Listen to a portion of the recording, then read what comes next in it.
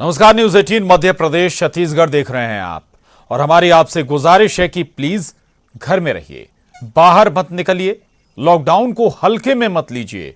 इस वायरस को हराने का यही एक तरीका है। मेरे पास अगर आपको खबरें पहुंचाने की मजबूरी ना होती तो मैं भी घर में रहता। चलिए खबरों का रुख करते हैं। बड़ी खबर है, शिवराज सिंह ने विश्वास मत हासिल कर लिया है। विधानसभा नहीं पहुंचे कांग्रेसी विधायक। हालांकि इस दौरान समाजवादी पार्टी, बहुजन समाज पार्टी विधायकों ने समर्थन में वोट किया। वहीं बीजेपी ने अपने विधायकों के लिए व्हिप जारी किया था। विधानसभा की कार्यवाही 27 मार्च तक के लिए स्थगित कर दी गई है। तो सदन में शिवराज सिंह चौहान ने विश्वास मत हासिल कर लिया। हालांकि इस दौरान कोई भी कांग्रेसी विधायक सदन में नहीं पहुंचा। समाजवादी पार्टी और बहुजन समाज पार्टी विधायक जरूर पहुंचे थे और उन्होंने समर्थन में वोट किया। बीजेपी ने अपने विधायकों के लिए व्हिप जारी किया था। जैसा कि कहा जा रहा है कि कांग्रेस का कोई भी विधायक कोरोना के चलते नहीं पहुंचा है और विश्वास मत हासिल करने के बाद विधानसभा की कार्यवाही 27 मार्च तक के लिए स्थगित कर दी गई है। तो आपको ये भी याद दिला दें कि कल मुख्यमंत्री पद की शपथ लेने के बाद शिवराज सिंह चौहान ने बैठक की थी और खासतौर से कोरोना के मद्देनजर मंत्रणा भी की गई थी। साफ किया था उन्होंने, एक ही मकसद है अभी कोरोना से निपटना। और विश्वास मत शिवराज सिंह चौहान ने सदन में अब हासिल कर लिया है। और इसके बाद भी जो कदम उठाए जाने हैं, जो सबसे पहली प्राथमिकता सरकार की और मुख्यमंत्री की, वो कोरोना से निपटना है। शरद हमारे साथ जुड़ गए हैं। शरद, शिवराज सिंह चौहान ने विश्वास मत हासिल कर लिया, कांग्रेस का कोई भी विधायक नहीं पहुंचा। समाजवादी बहुजन समाज पार्टी विधायकों ने जरूर जो बताया जा रहा है कि समर्थन में वोट किया है।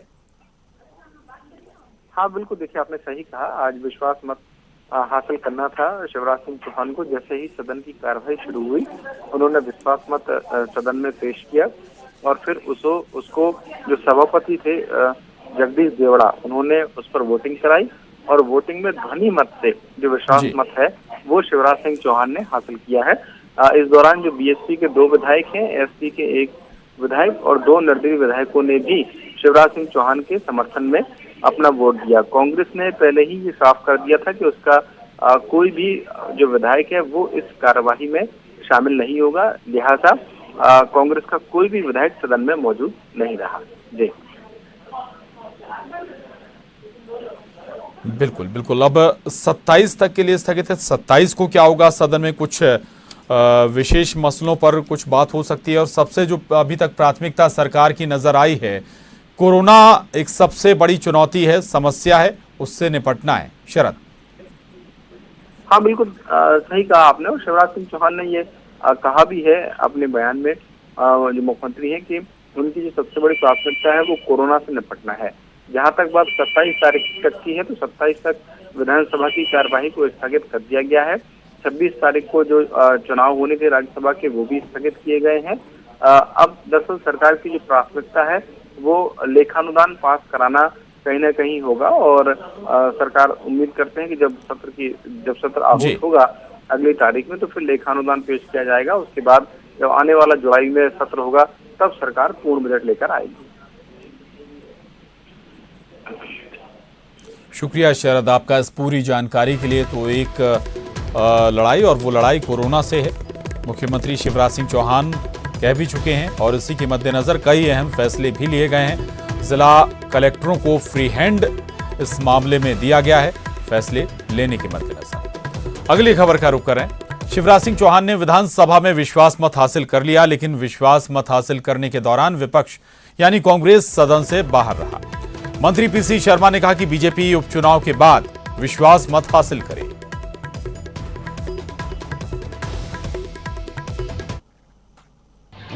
उस समय लिया जाए जब ये 25 विधानसभाओं के चुनाव हो जाए, जब जनता अपना मत दे दे, वो बता दे कि ये जो कुछ भी हुआ है खरीद फरोख्त सही है या गलत है, इसका उत्तर 25 विधानसभाएं देंगी। प्रदेश के मुख्यमंत्री शिवराज सिंह चौहान से मिलने पूर्व सीएम कमलनाथ उनके आवास पर पहुंचे।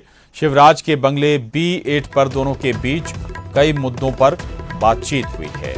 तो शिवराज सिंह चौहान, मुख्यमंत्री शिवराज सिंह चौहान से मुलाकात करने के लिए पूर्व मुख्यमंत्री कमलनाथ उनके आवास पर पहुंचे।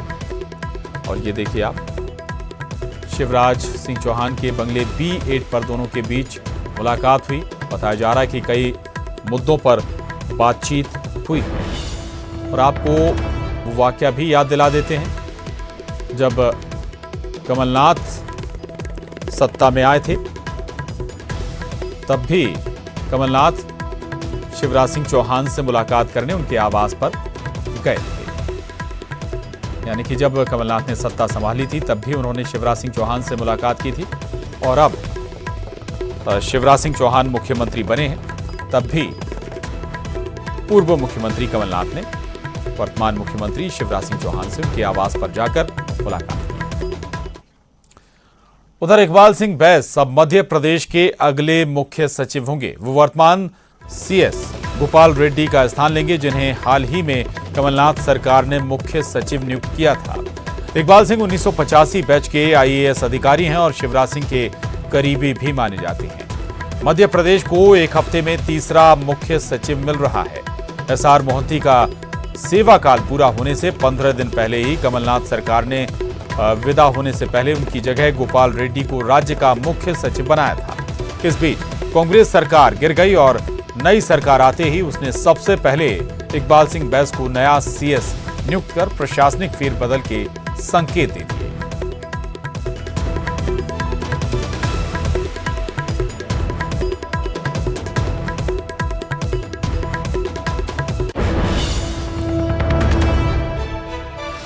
तो आपको एक बार फिर बता दें, इकबाल सिंह बैस अगले मुख्य सचिव होंगे और आते ही ये सबसे पहले और बहुत बड़ा बदलाव प्रशासनिक स्तर पर। इकबाल सिंह बैस को मुख्य सचिव की जिम्मेदारी दी गई। 1985 बैच के IAS अधिकारी हैं इकबाल सिंह बैस, और ये भी महत्वपूर्ण कि शिवराज सिंह चौहान के करीबी माने जाते हैं। इकबाल सिंह बैस दरअसल हाल का घटनाक्रम है ये कि SR मोहंती का सेवा काल पूरा होने से 15 दिन पहले ही तत्कालीन सरकार ने विदा होने से पहले उनकी जगह गोपाल रेड्डी को राज्य का मुख्य सचिव बनाया था। लेकिन और बड़ा सियासी घटनाक्रम, और अब नई सरकार ने गोपाल रेड्डी की जगह इकबाल सिंह बैस को चुना है। इकबाल सिंह बैस 1985 बैच के IAS अधिकारी हैं। लंबा प्रशासनिक अनुभव, मुख्य सचिव की जिम्मेदारी निभाएंगे इकबाल सिंह बैस, और मुख्यमंत्री शिवराज सिंह चौहान के करीबी भी माने जाते हैं।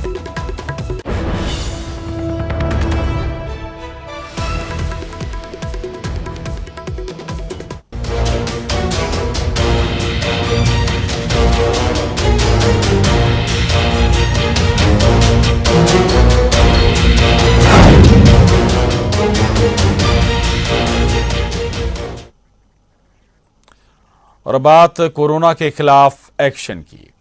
प्रदेश सरकार ने कोरोना वायरस का प्रसार रोकने के लिए राजधानी भोपाल और जबलपुर में कर्फ्यू लगा दिया है। मुख्यमंत्री शिवराज सिंह चौहान ने ये जानकारी देते हुए कहा कि ये कदम कोरोना वायरस का प्रसार रोकने के लिए उठाया गया है। उन्होंने लोगों से कर्फ्यू का सख्ती से पालन करने का अनुरोध किया है। सोमवार की रात चौथी बार प्रदेश के मुख्यमंत्री पद की शपथ लेने के बाद राजभवन से सीधे वो मंत्रालय पहुंचे और कोरोना वायरस का प्रसार रोकने के लिए उठाए जा रहे कदमों की समीक्षा की। सीएम ने कहा कि ये कड़ा कदम लोगों के स्वास्थ्य की रक्षा की दृष्टि से उठाना जरूरी है।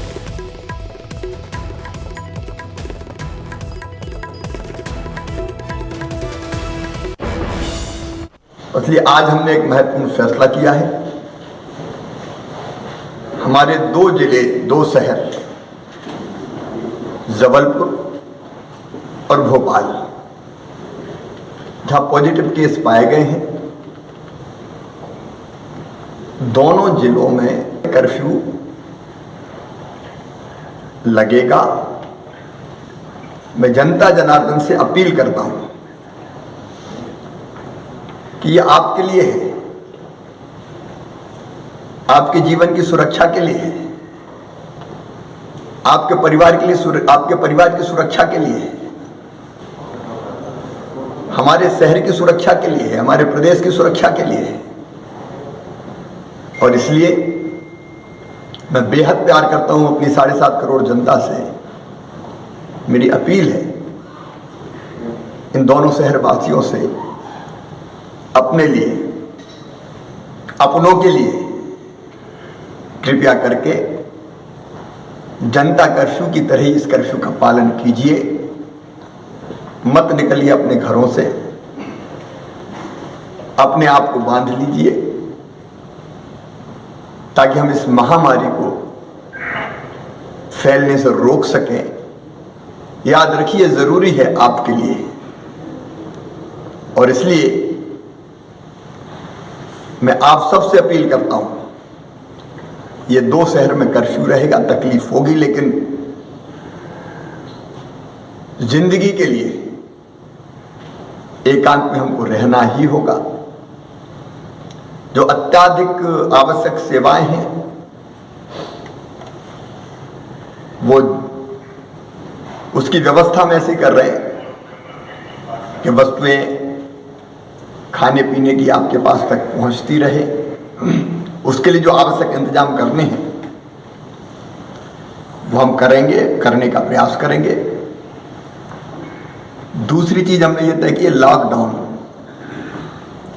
जिन जिलों में किया गया है, 36 जिलों में लॉकडाउन है, लेकिन लॉकडाउन का भी प्रभावी ढंग से पालन करना पड़ेगा।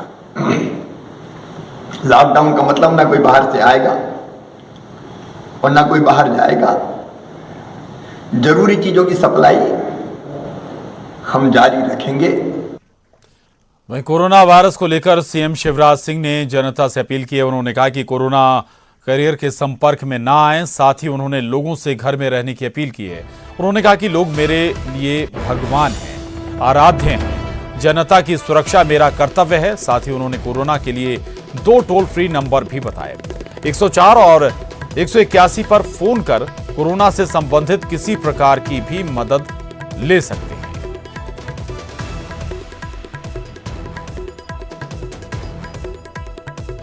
मेरे प्रिय बहनों और भाइयों, भांजे और भांजियों, आज दुनिया एक महामारी से जूझ रही है। कोरोना दुनिया पर, हमारे देश और प्रदेश पर भी कहर बनकर टूटा है, लेकिन डरने की जरूरत नहीं है। हमें इसका मुकाबला करना है, इससे लड़ना है और लड़के इसको हराना है। और कोरोना का हराने का सबसे प्रभावी उपाय है अपने घरों में रहना, लोगों के संपर्क में ना आना।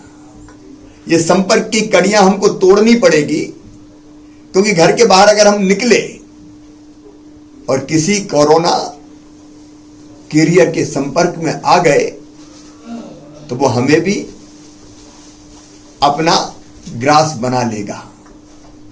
इसलिए मेरी विनम्र अपील है, मैं आपसे बहुत प्यार करता हूं। मध्य प्रदेश की 7.5 करोड़ जनता मेरे लिए भगवान है। आपकी जिंदगी बचाना, आपको और आपके परिवार को सुरक्षित रखना, यह हमारा कर्तव्य है। और इसलिए मैं आपसे प्रार्थना करता हूं, अपने लिए, अपनों के लिए, अपनी जिंदगी के लिए। जिंदगी बहुत महत्वपूर्ण है। आप कृपया करके घरों से बाहर मत निकलिए, अपने आप को घर में रखिए। जबलपुर में पॉजिटिव केस मिले हैं, भोपाल में पॉजिटिव केस मिला है। इन दोनों शहरों में हमने कर्फ्यू का ऐलान किया है। कृपया करके अपने लिए कर्फ्यू का पालन कीजिए, मत निकलिए घर से। अत्यावश्यक वस्तुओं की पूर्ति के लिए प्रशासन को निर्देश है, उन निर्देशों के अनुसार चलें, संयम रखें। कष्ट होगा, लेकिन जिंदगी बचाने के लिए तकलीफ तो सहन करनी पड़ेगी। आइए हम सब मिलकर संपर्क करें, लड़ेंगे कोरोना से। और कोई तकलीफ आती है तो 104 और 181 104 और 181 ये टोल फ्री नंबर है आपके लिए। हम आपकी सहायता के लिए तत्पर रहेंगे, हर संभव उपाय करेंगे जिससे आप सुरक्षित रहे। तो आइए मेरे साथ आप भी लड़िए कोरोना से जंग, हम ये जंग जीतेंगे। धन्यवाद। तो मुख्यमंत्री शिवराज सिंह चौहान अपील कर रहे हैं लोगों से कि घरों में रहिए, सुरक्षा करिए अपनी और अपने परिवारों की भी सुरक्षा करिए। अगर आपको कोई किसी भी प्रकार की दिक्कत है तो 2 टोल फ्री नंबर भी शिवराज सिंह चौहान बता रहे हैं, 104 और 181। इन पर कॉल कर आप किसी भी तरह की सहायता कोरोना से जुड़ी हुई ले सकते हैं। और चले अब आपको लिए चलते हैं न्यूज़ 18 के कोरोना कंट्रोल रूम, जहां हमारे सहयोगी ललित मौजूद हैं, जो बताएंगे कि कैसे कोरोना से बचें। कोरोना से डरना नहीं, लड़ना है। Over to you Lalit. बिल्कुल शुक्रिया प्रशांत। और सबसे पहले कोरोना कंट्रोल रूम की एक झलक आप देख लीजिए किस तरीके से ये काम कर रहा है। सबसे बड़ा नेटवर्क यानी सबसे ज्यादा जिम्मेदारी आपकी बढ़ जाती है। ये पूरा कोरोना कंट्रोल रूम है। ये तमाम लोग घंटों घंटों बैठे रहते हैं, थकान भी अपने ऊपर हावी नहीं होने देते हैं।